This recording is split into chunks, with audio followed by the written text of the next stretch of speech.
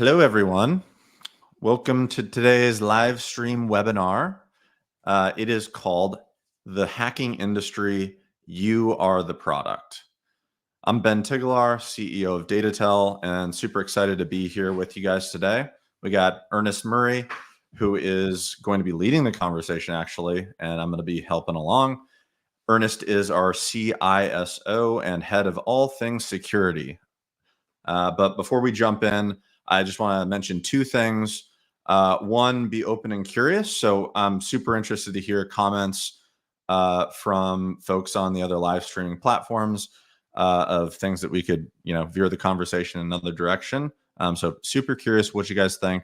And then two, the recording is going to be available. So if you've got to leave or jump, no problem. It's going to be recorded, and you'll be able to take a look later. So. But yeah, I think before we kick things off, Ernest, would you mind giving us a little bit of your background before you jump in? Sure. I have been in the IT support industry for 30 years or so at this point. And just security has always been a big thing for me. My very first job out of high school was as a 911 dispatcher for a police department, and so law enforcement, security, those types of things have just always been a passion of mine. And it's really interesting how IT security and hacking and the way that all of that has evolved throughout the days of the internet, and watching all of that evolve has been a really interesting thing. So today we're going to be diving in and talking a bit about not just hacking and how people hack you, but the industry that exists behind it, the multi-billion-dollar industry that exists behind it, how they make their money, and looking through a very common attack threat chain that we're seeing on a regular basis. Sounds awesome. I'll pop up the presentation for you. Alrighty, we will kick it off then. So yeah, today I'm just going to give you a small taste of the complexity and operations behind the hacking industry and how they are making you the product. Now, hackers have long been viewed as sort of a mystical force. They're always shown as a hooded, unknown person hiding in the dark behind glowing monitors in a room full of cables. But reality is very different. Oh, sorry, it's the wrong picture. Um, this is reality. Did you know that a few years ago, 7 teenagers, ages 16 to 21, were arrested for hacking into some of the largest companies in the world? Microsoft, Nvidia, and Samsung, just to name a few. Just a few kids sitting in their bedrooms, dispersed across the world. They hacked into and stole data from some of the largest companies in the world. The youngest, at 16, was the mastermind behind this hacking group called Lapsus. The BBC News says that they spoke to the teenager's father, who was apparently unaware of the involvement. I never had heard about any of this stuff until recently. He's never talked about any hacking, but he's very good on computers and spends a lot of time on the computer. I always just thought he was playing games. It's estimated that this group earned over $14 million in Bitcoin from their hacking endeavors. Now, hacking is both a hobby and a professional enterprise with multiple layers of workers. So let's talk through a common scenario and investigate this a bit deeper. Let's say you're surfing the internet, looking at a perfectly safe website, and you happen to get this pop up. You've seen these before? I know I have. They come up Yep. all the I see them time. every day. I see them every day. They're super tricky because sometimes we do want a website to notify us, right? Like Facebook, Outlook, or Gmail. But most of the time, we don't want these things to show up. We don't want them giving us notifications. Scammers will take advantage of our busy lives and psychology. We want the annoying pop-up thing gone, and looking for the big colored button is the easiest and fastest way to get rid of it.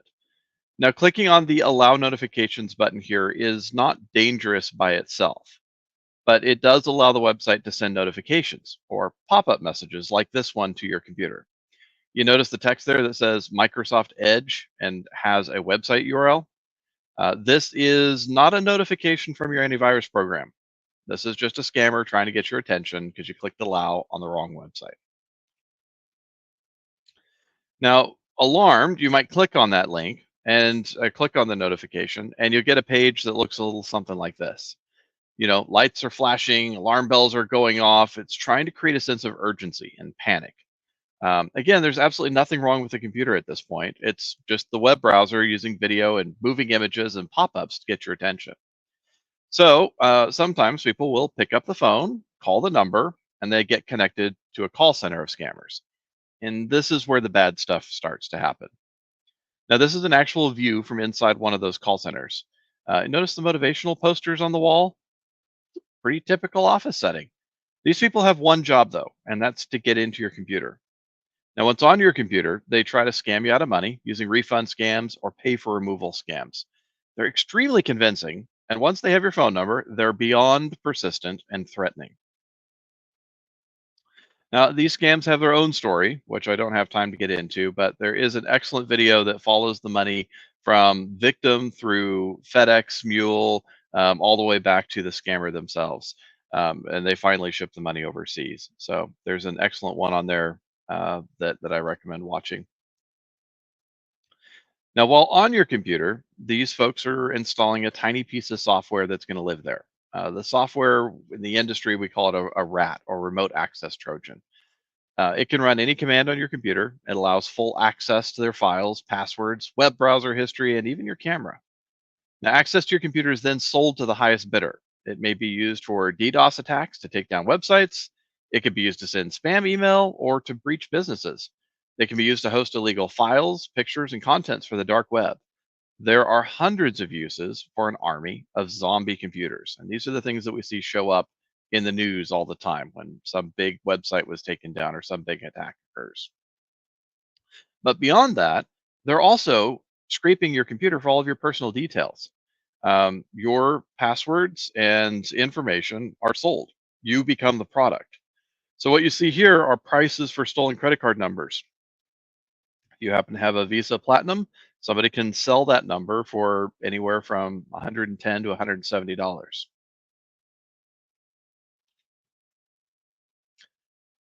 This is just one way that hackers get access to your information. They can also hack large websites. I mean, we saw the credit bureau breaches recently. We've seen major leaks from various websites that we trust with our data, and attackers get in, steal all of that information. Um, when you get messages, they also tend to send messages through SMS and WhatsApp. That's another very common way that they'll try to gain access to you and your information. But these folks are tricky.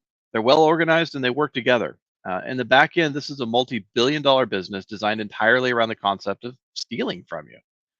There are developers who write software, hackers who specialize in finding vulnerabilities and using them to get permanent access to a computer, hostage takers who specialize in getting data off a computer and holding it for ransom or selling it.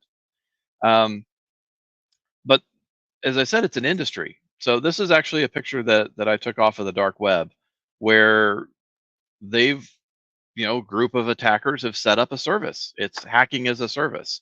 You can look at that bottom one right there. You can buy access to what they call a FUD or fully undetectable ransomware software and decryptor, and you're renting it, right? You didn't have to write the software; you just go and rent it. So for $120 a month, you gain access to this platform. It's just like if you were buying some software online or trying to get Adobe to Adobe PDF to edit PDF files. It's the same kind of concept where attackers are offering their software that they've written to people who don't know how to write software, but do know how to get in front of somebody in front of a target audience to steal data. So like at least as it relates to, I see change school grades for Mhm. $1,200 to $3,700. Like that might come in handy for some people. But ha, how how do you even, if you were to like dive in on that, how is that hacker actually getting into a school grade platform, or is this just one example of, hey, they're using this type of software, we have an in? How would that even function? It's going to be different depending on the school. It's going to be different depending on what the need is. That's why it's a bit of a range there from 1,200 to 3,750.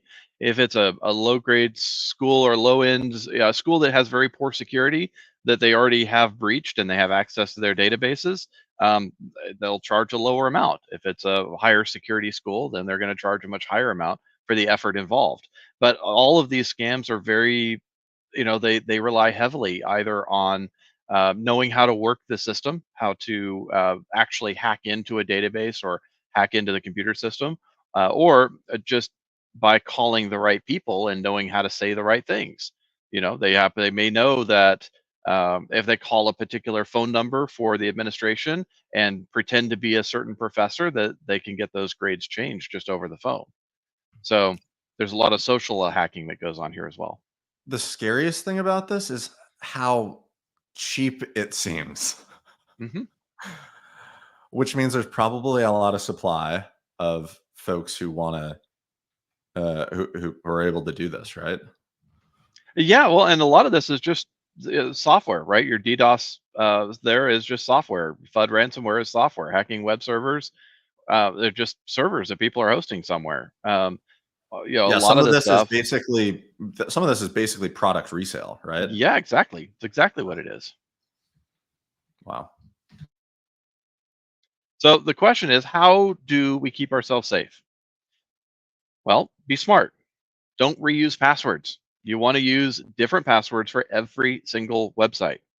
Use a password manager to remember all these passwords for you. There's a lot of good options out there. Here internally, we use Bitwarden, um, and like I don't even know my DataTel password. It's randomly generated. It's something that I don't even have access. I don't have memorized. It's just in my Bitwarden vault. Um, every password for every website really needs to be randomized. This is the best way to protect yourself, because if you've got the same password and it's used at, let's say, LinkedIn, and LinkedIn happens to get breached, and they could use that password then to get into your bank or get into your business or get into anything else.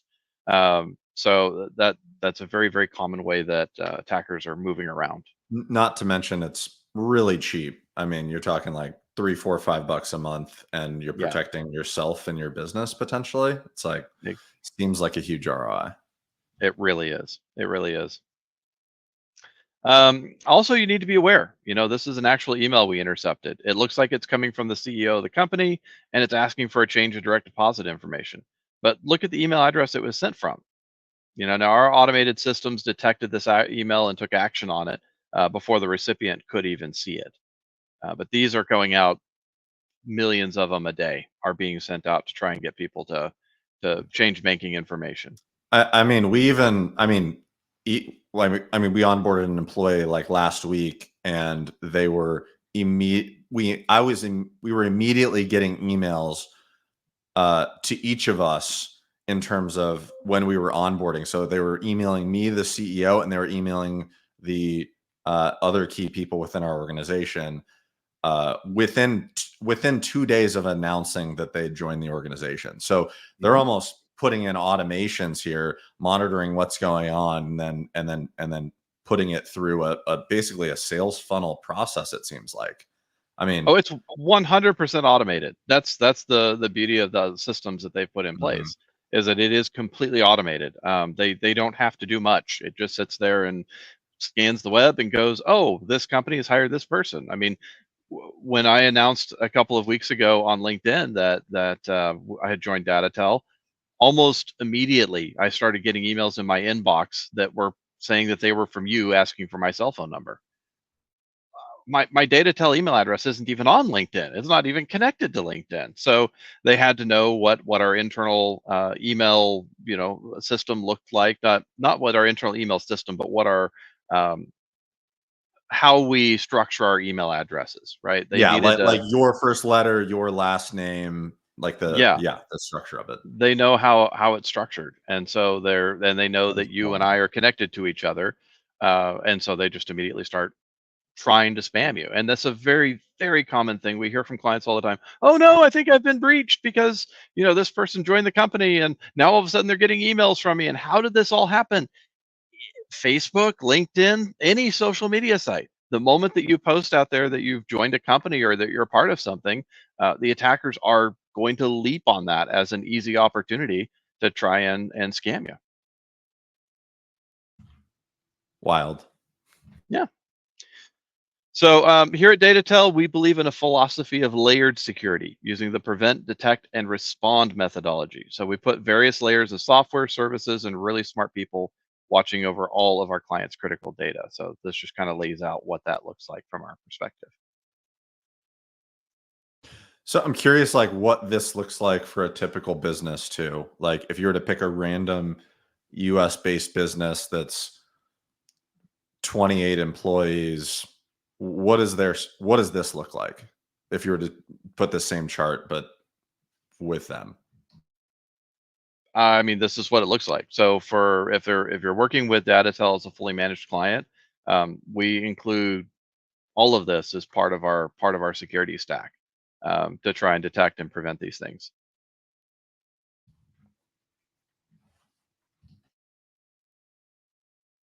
One of the other cool things that, or one of the other things that we've been seeing recently, it's been really bad this week in particular, is DocuSign and Adobe Sign uh, emails going out. So those accounts are getting breached. You'll have somebody who has a DocuSign account. The account gets breached, and then the attacker just sends out hundreds of messages to whatever addresses they happen to have or contacts they happen to have, who uh, then just say, "Hey, click this link," and it comes up with a PDF document. And then you click the link in the PDF document. The next thing you know, you're at a scam site where they're trying to, steal your identity or grab your 365 credentials or whatever it might be. So we've seen dozens of those this week.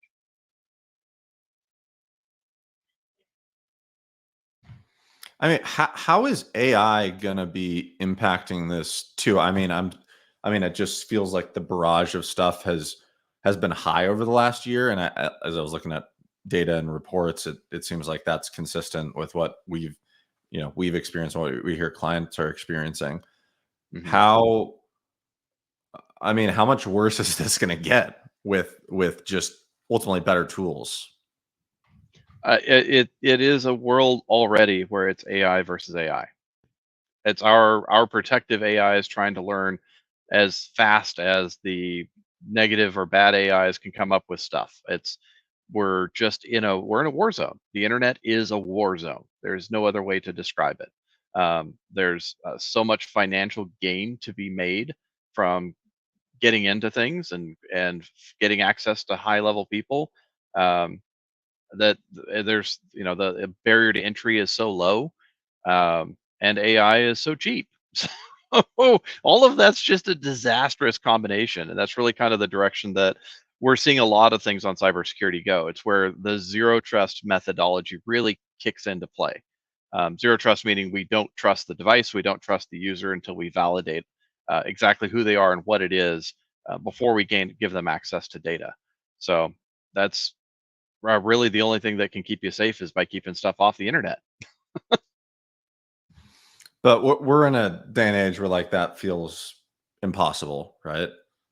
That's just not With going to happen. w- If you're a professional and you're working in today's environment, like that seems impossible. well, with the right technology, it's absolutely possible. I mean, take our own systems. Our client documentation system that we store all of our client information in and information about their systems and their servers and all of that. That system's not online. It does not. You can't get to it from the internet.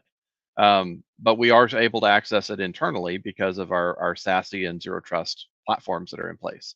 So it is possible to have things that are easily accessible, but not publicly accessible. And that's really where the key comes in is limiting your exposure. And you limit your exposure by keeping things internally as much as possible. It's the old concept of, well, I want the data on a server in this room over here because I can walk in and touch it and grab it and feel it.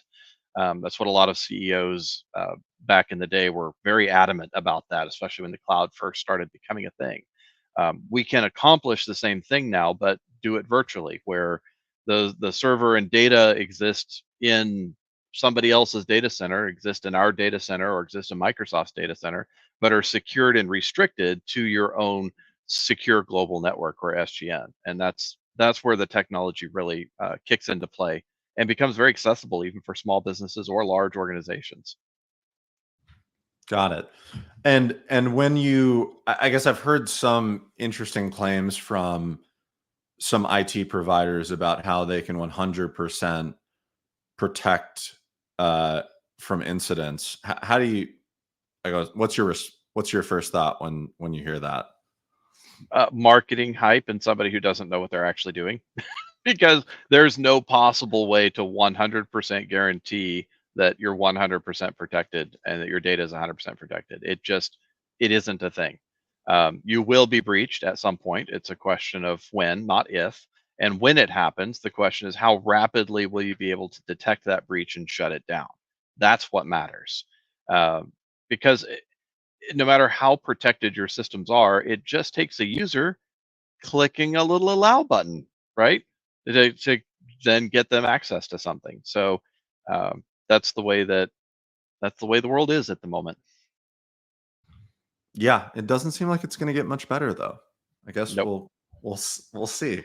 Uh, let's take a couple of questions from the comments here. There's a couple of good ones. What are the differences between risk, vulnerability, and threat? So let's see. So risk is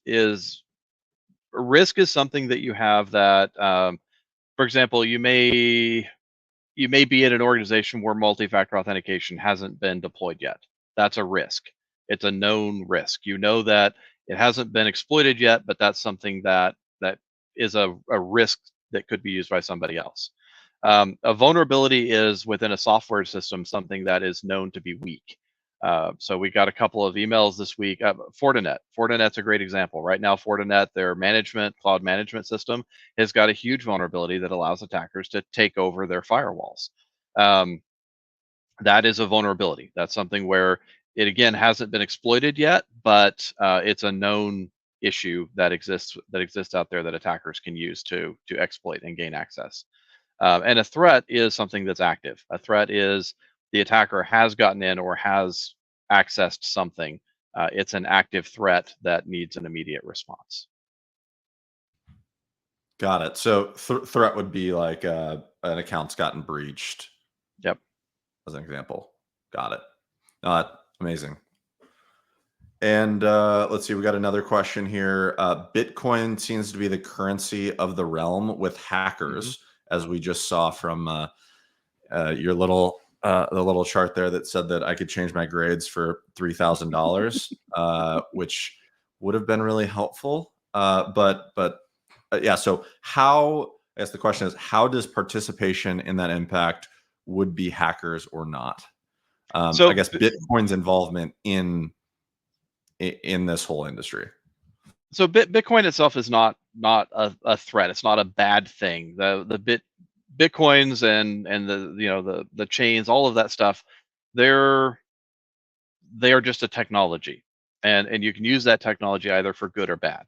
The downside of Bitcoin is that it's anonymous, and so money that transfers between wallets as the coins transfer around, those things are not in any way tracked in a centralized location. You can tell when a transaction was made between one and the other, but it depends on the coins that you're using, right? So some of it's completely anonymous, and that's what they like. That's what enables the attackers to do what they want to do. Is they can it's an economy that they have that's hidden, that's dark, that's secret. Um, I had somebody that I talked to recently who had their Bitcoin wallet on their phone, and their Gmail account got hacked, and they used that to gain access to the phone and took their entire retirement account, which was 100% in Bitcoin, and there's no way to recover it. So that's the danger or how Bitcoin is used. It's just an anonymous way. It'd be the equivalent of handing cash, right? Can't really track cash transactions. Yeah. Yeah, I'm so surprised when I hear about people losing access to their Bitcoin wallets. Like, that's just like, how does that even happen? How do you? It seems like a lot of social missteps because you're probably letting someone know that you have a wallet in the first place, and then you're probably letting them know where it's at, and then like the connectedness here just feels like there's a lot of things that have to come into play, or no. Not really. I mean, in this case, it was just they got access to their personal Gmail account, which happened to be tied to the phone. So the attackers just went searching through Gmail for anything related to Bitcoin. And again, that's not a person doing that. It's just automated, right? They search email. Oh, Bitcoin. Oh, look, they've got a wallet of some sort. Oh, let me go force something onto their phone to be able to steal that. Got And it. it's an opportunity. They're just looking Got for it. the Yeah, because it's opportunity. it's just like the source is typically, once you have the information, you can now prong out and find where the value is, basically. Yep. Nice. Let's see. I got another question here. How can I be reassured that something like Bitwarden is safe and secure, since you're only using one password to access it, but it's got all of your passwords stored inside of it? That is a great question. And there are platforms out there that have had issues in the past. So you need to look at the platform and understand what risks has it had in the past, and how are they encrypting your data? How are they managing it? So Bitwarden is a great example of that, where the data that they store is heavily encrypted and chunked up into little tiny pieces and bits.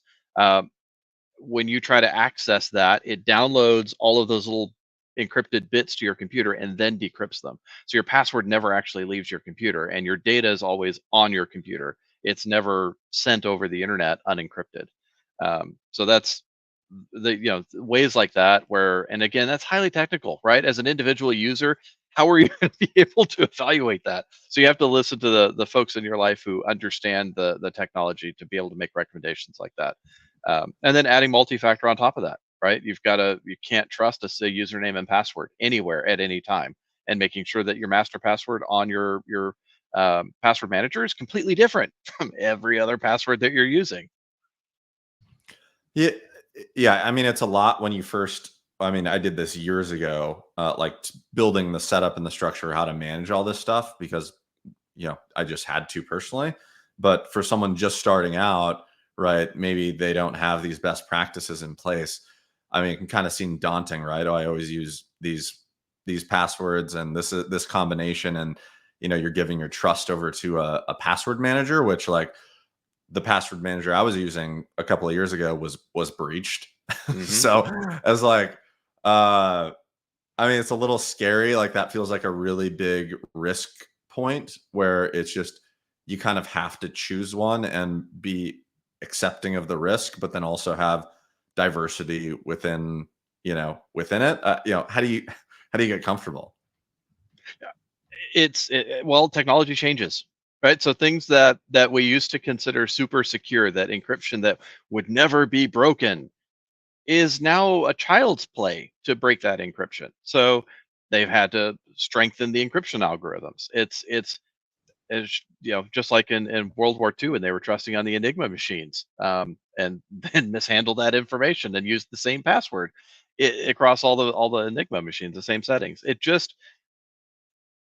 That's the world that we live in. You've got to understand what the technology is and then be willing to adjust and adapt. So always back up your password manager so that you've got it stored in multiple That's a places. good one. And when you see something that says, "Hey, this password manager may have issues or may have vulnerabilities or may have been breached," be ready to switch to another one and import all of that data and go through and change your passwords.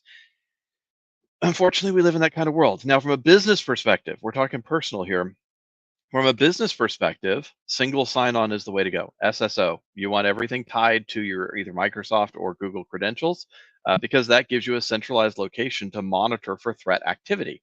Right? If you're logging into, I mean, our Bitwarden account, for example, is tied to SSO. So you have to log in through our Microsoft account to get to our Bitwarden accounts. All of that's logged. It's dropped into our SIEM. Our SOC watches over it. If somebody tries to access it from an outside location, all of the threat policies that we've put in place on 365 all apply to it. And we can even lock it down to our static IPs so that it's only accessible internally. So there's just a lot of options and opportunities and flexibility for making that work. Yeah, that's a good point, because when it starts to impact your business, that's where people, or your workflows, right? Like, just your daily, "Hey, I need to get something done." And if they're too painful, which I, with, at least with technology, how it progresses is, something bad happens, right? We have a response to it. It's really painful to deal with in the short term. Hmm. And then it gets easier over time as the technology catches up to the threats. That's kind of how I view it. This is like an attack, and we now have to do something extra, frustrating to get the information that we need, right? But then we come up with solutions that end up making it easier. So it comes back down to now it's not a big deal. That's kind of how Right. I view it, to be honest. Yep. And then over time, we've got this massive amount of products and services and people now that are managing that, and it's like a fight between the two. You need to have a little bit of pain and pressure potentially on the, like, there's some pain that has to go on users, like there's always going to be some minimal pain, right, in terms Hmm. of annoyance or access, or you got to give up something, right? Like there's no perfect world yet. Yeah. It's there is no perfect world yet. Yeah, and it's always going to be adjusting and changing. But really, from our perspective, security is something where it has to be balanced. If you put too much effort, and the federal government's really good at locking things down and locking their systems down to the point where you can't do anything on them. So that those are the types of scenarios where you have to balance usability and security, and why we focus so heavily on, yeah, prevention is good. You have to have layers of prevention, but we don't trust the prevention. We also have to have layers of detection, and that's where a lot of our effort goes into is detecting when things are happening as they're happening so that we can address them in real time. And the beauty of that is we're also able to see new things, right? We're not just looking for the old stuff that we know has been done in the past, but we're looking for what's the new things, what's the new technology, what are the new attack vectors, what are the new vulnerabilities, what are things that haven't even been announced yet. We're watching for behavior, and that changes the game entirely when you start looking at security from that perspective. And the usability is just a really interesting piece too, because some people, the usability can be impacted, and sometimes business owners and businesses in general just don't want it, and so they're like, Right. okay, as long as you know the risks and the potential impacts and you're willing to accept it, then like, cool, have a fun time, and you know fingers crossed, right? Right. Got another question here. Are there tools that are highly secure that are not available for use to like the business or public? So I think it's more like, what's the government creating in terms of highly secured tools? And I think We don't know, right? And if we did know, we couldn't tell you. It's one of those scenarios where, yes, the government absolutely has much higher levels of security and much fancier tools and tool sets and tracking and detection than they would ever let on. And the government also knows about vulnerabilities that they don't release or don't tell software vendors about, because they use those to get into our enemies' systems and be able to do the same thing to them that they're trying to do to us. So there's a whole cat and mouse game that has to be played here when you start bringing government entities and government security into play, where they're also trying to maintain their access to stuff while trying to secure the rest of the country. And it's a really fine line that has to be walked there. at the end of the day, our information is valuable. It's worth Yeah. money. Everyone's information, and on top of that, everyone has something to lose, Yes.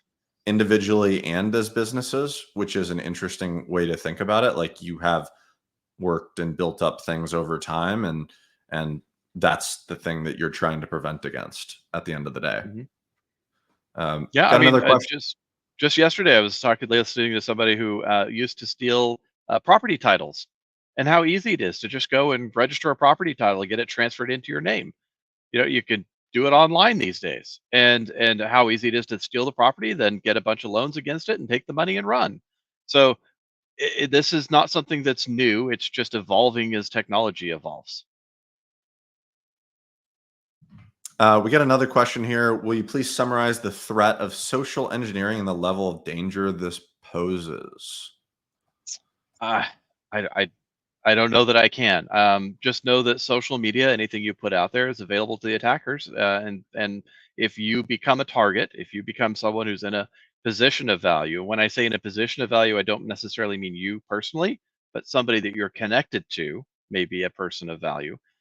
They will leverage whatever they have to leverage in order to get access to you, or to gain access to get you to do something, or to gain access to somebody that you know. That's why when an attacker gets into a mailbox and they start sending out hundreds of emails, they didn't like, what value is there to them to get in there and just send a bunch of emails? None.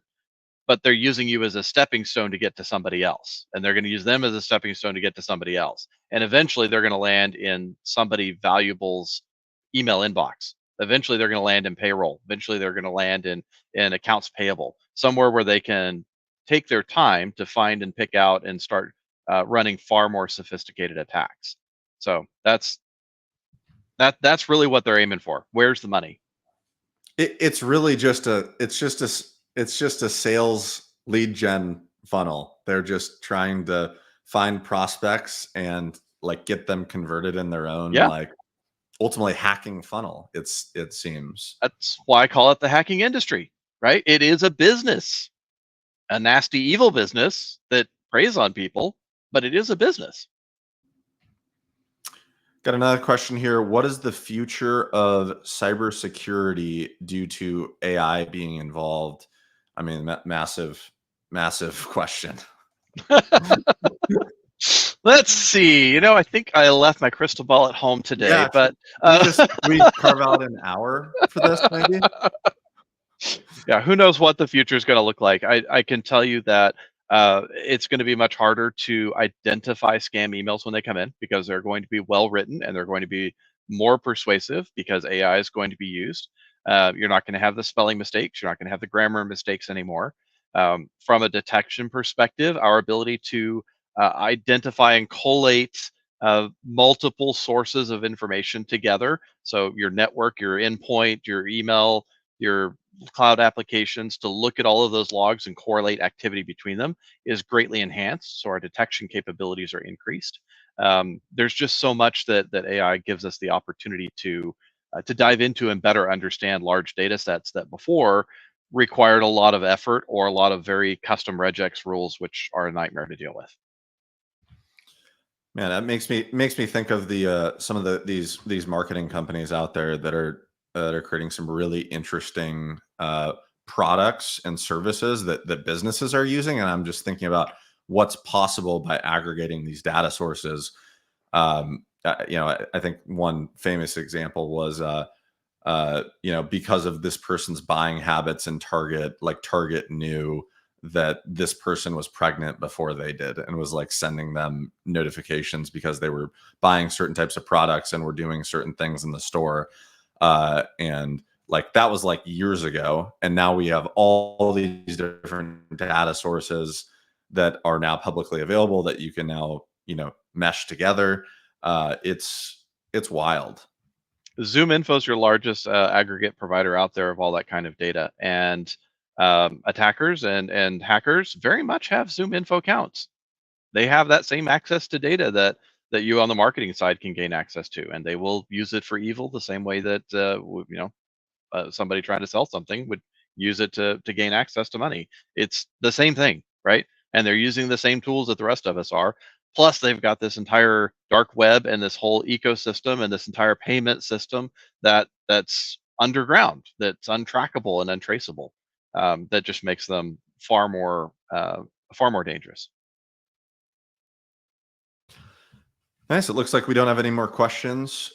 So maybe we just give a quick overview of what we talked about. So hacking industry, massive, huge business. One of the most important things, at least that I took away from the conversation, is the risk is there. The threats are happening every day. We have to have things in place, both personally and professionally, to make sure that we're protected, and that when an attack or an intrusion does happen, we know that we can continue living on our life and not be held up and extorted in other ways.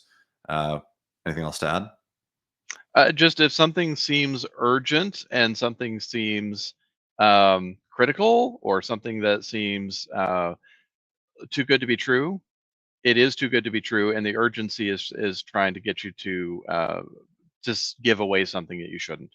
So be aware, be careful, don't be fearful. That's the worst thing you can do. But be aware and be careful with what you're doing, and just be smart, right? Understand anything that goes into social media is public record, period. And so it will be used against you at some point in the future, and so do things wisely, as they say. Do things wisely online. Cool. And you want to give a brief what can DataTel do for people if they're having challenges with their infrastructure? That's what we're here for, is to take over that entire chain that we looked at, right? From the perspective of detecting and preventing and then recovering. That's what we do, and we do that for co-managed clients and fully managed clients, where we can come in and provide a segment component of it, or provide the whole setup for you. So that's what we do. That's what my focus is on the security team side of things, is being able to provide that prevention, detection, and response. That's really important. Cool. All right. Well, thanks a lot for your time, Ernest. Really appreciate it. This was very enlightening, and I love that I can uh, the school changing our grades is probably the most interesting thing about this whole thing. I'm like, wow, that's crazy, and I bet some kids are wanting that at this point if they're getting bad report cards in the next few weeks. So cool. Thanks, Ernest. Appreciate your Thank time. you, Ben. Thanks Have everyone an for awesome joining. day. Talk Have to a you great soon. weekend, everybody. Bye. Bye.